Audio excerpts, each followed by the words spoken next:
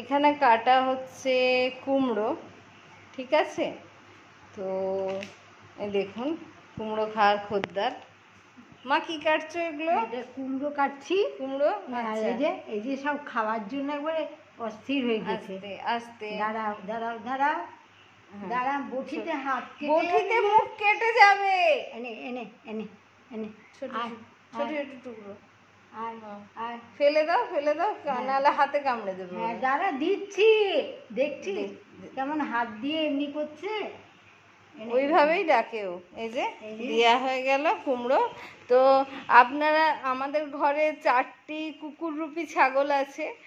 যদি কেউ নিতে চান এই ছাগলগুলোকে, তাহলে আমার সাথে কন্ট্যাক্ট করবেন, ঠিক আছে?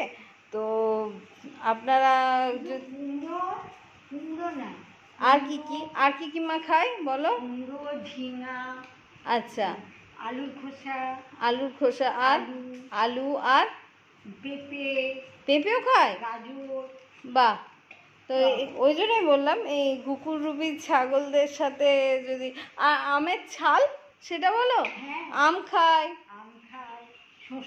শশা খায়, খেজুর খায়।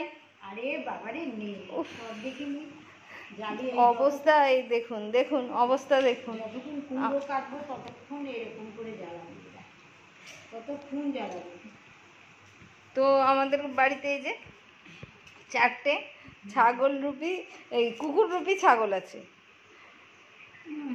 মানে ছাগলের দামে বিক্রি করতে পারেন আপনারা। ছাগলে যা যা খায় ওরাও সেইটাই খায়, আবার কুকুরে যা যা খায় ওরাও সেটা খায়। কাজেই ওরা দু তরফ থেকে খায়, আপনি যে কোনো একটা হিসাবে রাখতে পারেন বাড়িতে। এই যে আমার হাত কেটে যাবে, কিন্তু এই যে আমার হাত কাটবে। ওদের এই সব চলতেই থাকবে। আর ওদের এই যে ঝোলের জন্য পেঁপে, ঠিক আছে? তো ওদের এইসব চলতেই